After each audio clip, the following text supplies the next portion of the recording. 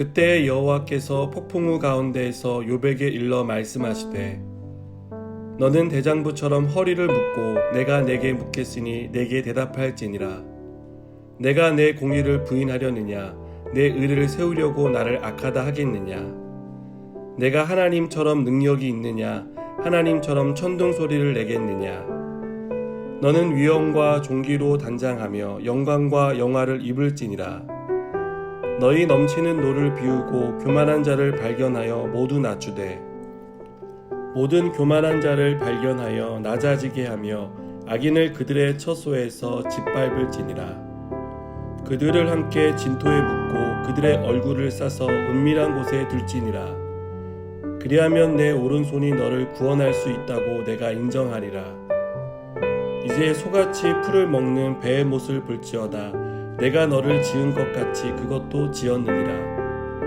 그것의 힘은 허리에 있고 그 뚝심은 배의 힘줄에 있고 그것이 꼬리치는 것은 백향목이 흔들리는 것 같고 그 넓적다리 힘줄은 서로 얽혀 있으며 그 뼈는 녹광 같고 그 뼈대는 쇠막대기 같으니 그것은 하나님이 만드신 것 중에 으뜸이라. 그것을 지으신 이가 자기의 칼을 가져오기를 바라노라.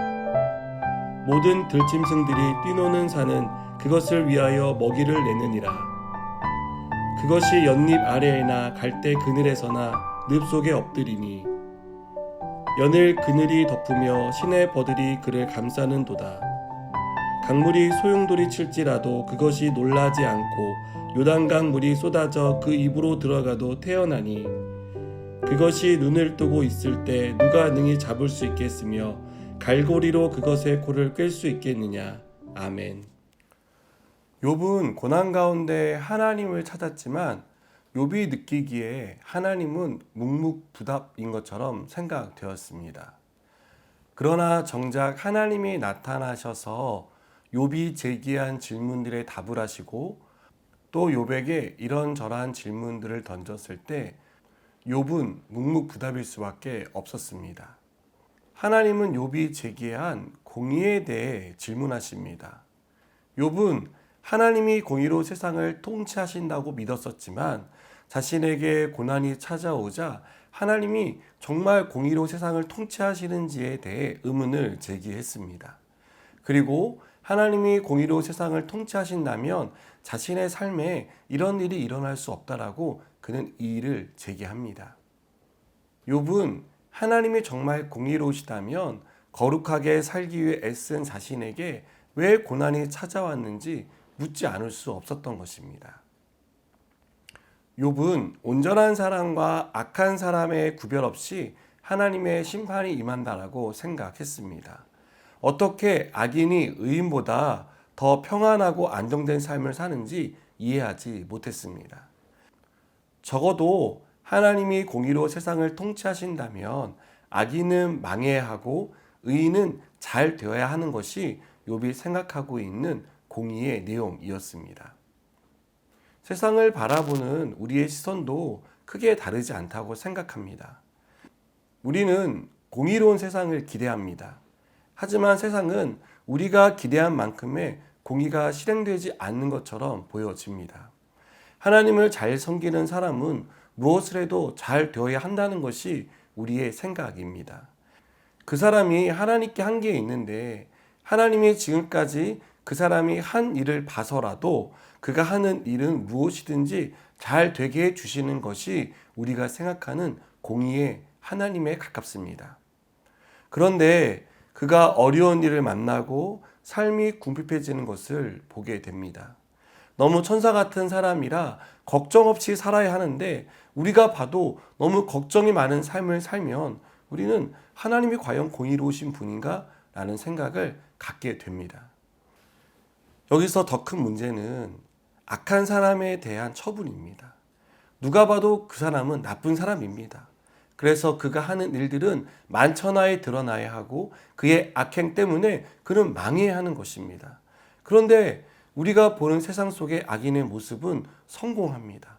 잘 됩니다. 그들은 평안합니다. 건강까지 합니다. 여러분, 이런 것들을 보게 될 때 우리는 하나님이 정말 세상을 공의롭게 통치하시는 것이 맞나? 라는 의심을 하게 되는 것이죠. 이런 모습을 보면 우리는 우리의 방식으로 하나님을 이해하고 있다는 생각을 하게 됩니다. 우리의 생각의 틀에 하나님을 가두고 하나님은 이렇게 하셔야 돼 라고 생각을 하는 것이죠. 하나님은 공의로운 분이야? 그렇다면 하나님은 의인에게는 의인의 열매를, 악인에게는 악인의 열매를 반드시 우리가 보는 앞에서 드러내셔야 한다라고 생각합니다. 하나님의 목적이 무엇인지, 하나님이 어떤 의도를 가지고 계신지, 하나님께서 그들을 향해 어떤 결론을 내리실지에 대해서 우리는 잘 모릅니다. 그런데 마치 다 아는 사람인 것처럼 행동합니다. 그래서 붕괴하게 되고 불평하게 되고 의심하게 되는 것입니다. 또한 욥처럼 이의를 제기하기도 합니다. 하나님이 어떻게 그러실 수 있나요? 하나님이 정말 공의로운 분이신가요? 그렇다면 한번 말씀해 보세요. 이렇게 말하게 되는 것이죠. 여러분, 우리의 생각의 틀에 하나님을 가두지 마시기 바랍니다. 하나님의 통치 방식을 다 이해하지 못하지만 하나님의 세상을 공의로 통치하신다는 사실을 우리가 의심하지 않고 믿는 사람들이 되었으면 좋겠습니다. 욥처럼 하나님께 의의를 제기하는 사람이 아니라 믿음으로 하나님이 하실 일을 인내하고 기대하는 그러한 믿음의 사람들이 되시기를 주님의 이름으로 축복합니다. 욥은 하나님이 묻는 두 번째 질문에 대해서도 묵묵부답했습니다. 하나님은 원시 동물 중에 하나인 베헤못에 대해 욥에게 질문하십니다. 하나님은 베헤못에 대해 어떤 환경에서도 태어나고 사람이 제어할 수 없는 동물의 왕으로 그것을 묘사하시는데 욥에게 물으시는 것이죠. 그러나 욥은 그 동물에 대해서 잘 알지 못했습니다. 그가 어떻게 움직이고 어떻게 살아가는지 욥은 이해할 수 없었습니다. 이에 대해 하나님은 베헤못도 하나님이 제어하고 다스리신다라고 말씀하십니다. 하나님이 창조주라는 사실을 욥에게 상기시켜 주시는 것입니다.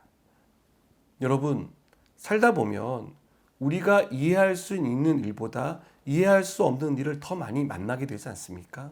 왜 내 삶이 이렇게 힘든지 우리가 아무리 이해해 보려고 하지만 이해가 되지 않는 일을 우리는 자주 보지 않습니까?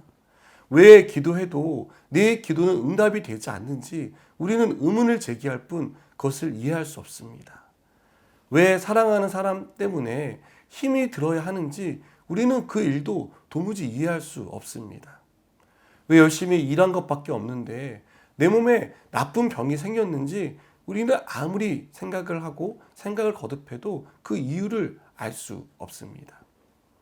이러한 이해할 수 없는 일이 우리의 삶을 애워쌀 때 여러분 그때 우리는 어떻게 해야 할까요? 그때 저와 여러분이 믿음으로 반응하는 사람이 되었으면 좋겠습니다. 내 생각으로 이해하려고 하면 이해가 되는 것이 아니라 시험에 듭니다. 오히려 불평하게 되고 더 큰 의심 속에 빠져서 하나님을 향해 원망을 쏟아내게 됩니다. 하나님, 어떻게 이런 일이 일어날 수 있는 것입니까? 하나님, 왜 이것을 허용하신 것입니까? 라고 하나님께 묻고 따지게 됩니다. 여러분, 그때 우리가 하나님의 계획과 하나님의 의도를 다 이해할 수는 없지만 하나님께서 그 일들을 통해서 하나님의 일을 이루실 것이다라는 믿음으로 섰으면 좋겠습니다. 하나님의 뜻이 있고 그 뜻은 반드시 선하게 이루어진다는 그 믿음이 저와 여러분 안에 있기를 원합니다. 그래서 그 믿음대로 하나님이 이루시는 선한 열매들을, 아름다운 열매들을 우리가 많이 맺게 되는 그런 은혜로운 삶이 우리 안에 펼쳐지기를 주님의 이름으로 축복합니다. 기도하시겠습니다. 하나님, 다 이해할 수 없는 일들이 우리 가운데 이루어집니다. 그러나 우리가 그것을 이해할 수 없다고 해서 원망하고 하나님께 이의를 제기하는 사람들이 아니라 하나님의 크신 뜻을 믿고 하나님이 선하게 이루실 것들을 기대하는 믿음으로 기다리게 하여 주시옵소서. 그리고 믿음의 열매들이 결실하는 은혜를 우리 가운데 허락하여 주시옵소서. 예수님의 이름으로 기도드립니다. 아멘.